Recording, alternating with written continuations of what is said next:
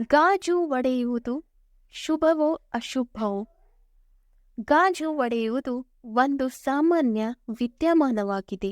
ಆದರೆ ನಂಬಿಕೆಗಳ ಪ್ರಕಾರ ಕೆಲವರು ಇದನ್ನು ಮಂಗಳಕರವೆಂದು ಪರಿಗಣಿಸುತ್ತಾರೆ ಮತ್ತು ಕೆಲವರು ಅದನ್ನು ಅಶುಭವೆಂದು ಪರಿಗಣಿಸುತ್ತಾರೆ. ವಾಸ್ತು ಮತ್ತು ಜ್ಯೋತಿಷ್ಯದಲ್ಲಿಯೇ ಗಾಜಿಗೆ ಸಂಬಂಧಿಸಿದ ಶುಭ ಮತ್ತು ಅಶುಭ ಚಿಹ್ನೆಗಳನ್ನು ಪರಿಗಣಿಸಲಾಗುತ್ತದೆ.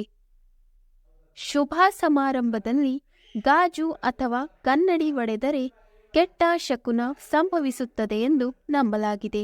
ಅದೇ ಸಮಯದಲ್ಲಿ ಗಾಜಿನ ಒಡೆಯುವಿಕೆಯು ಮಂಗಳಕರ ಘಟನೆಯನ್ನು ಸೂಚಿಸುತ್ತದೆ. ಗಾಜು ಒಡೆಯುವುದು ಯಾವಾಗ ಶುಭ ಮತ್ತು ಯಾವಾಗ ಅಶುಭ ಎಂದು ತಿಳಿಯೋಣ. 1. ಹೆಚ್ಚಿನ ಸಮಯ ಜನರು ಒಡೆದ ಗಾಜನ್ನು ಒಳ್ಳೆಯ ಶಕುನವೆಂದು ಪರಿಗಣಿಸುತ್ತಾರೆ.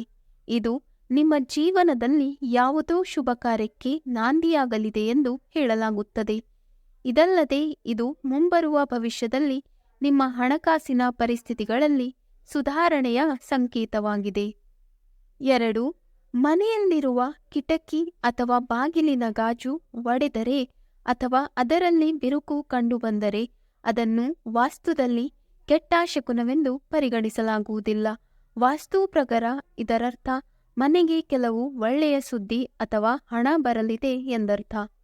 3. ವಾಸ್ತು ಪ್ರಕಾರ ಮನೆಯಲ್ಲಿ ಏಕಾಏಕಿ ಗಾಜು ಒಡೆದರೆ ನಿಮ್ಮ ಮನೆಗೆ ಬರುತ್ತಿದ್ದ ತೊಂದರೆ ತಪ್ಪಿದಂತಾಗುತ್ತದೆ.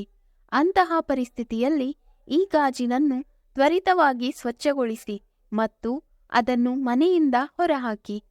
4. ಆದರೆ ಮನೆಯಲ್ಲಿ ಇಟ್ಟಿರುವ ಕನ್ನಡಿ ಅಥವಾ ಗಾಜು ಒಡೆದರೆ ಅದರ ಬಗ್ಗೆ ಅನಗತ್ಯ ಶಬ್ದ ಮಾಡುವ ಬದಲು ಗಾಜಿನ ಚೂರುಗಳನ್ನು ಸದ್ದಿಲ್ಲದೆ ಸ್ವಚ್ಛಗೊಳಿಸಿ ಮತ್ತು ಮನೆಯ ಹೊರಗೆ ಎಸೆಯಿರಿ ಎಂಬುದನ್ನು ನೆನಪಿನಲ್ಲಿಡಿ. 5. ವಾಸ್ತುಶಾಸ್ತ್ರದ ಪ್ರಕಾರ ಕನ್ನಡಿ ಖರೀದಿಸುವಾಗ ಮನೆಯಲ್ಲಿ ದುಂಡಗಿನ ಅಥವಾ ಅಂಡಾಕಾರದ ಕನ್ನಡಿ ಇಡಬೇಡಿ ಎಂಬುದನ್ನು ನೆನಪಿನಲ್ಲಿಡಿ. ಅಂತಹ ಕನ್ನಡಿಯು ಮನೆಯ ಧನಾತ್ಮಕ ಶಕ್ತಿಯನ್ನು ನಕಾರಾತ್ಮಕ ಶಕ್ತಿಯನ್ನಾಗಿ ಪರಿವರ್ತಿಸುತ್ತದೆ. ಆದುದರಿಂದ ಆದಷ್ಟು ಮನೆಗಳಲ್ಲಿ ಚೌಕಾಕಾರದ ಕನ್ನಡಿಗಳನ್ನು ಮಾತ್ರ ಅಳವಡಿಸಿ. ವೀಕ್ಷಕರೇ, ಈ ವಿಡಿಯೋ ಇಷ್ಟವಾದಲ್ಲಿ ಲೈಕ್, ಶೇರ್ ಅಂಡ್ ಕಮೆಂಟ್ ಮಾಡಿ. ಮುಂದಿನ ವಿಡಿಯೋಸ್ಗಳಿಗಾಗಿ ಚಾನಲ್ ಅನ್ನು ಸಬ್ಸ್ಕ್ರೈಬ್ ಮಾಡಿ. ಧನ್ಯವಾದಗಳು.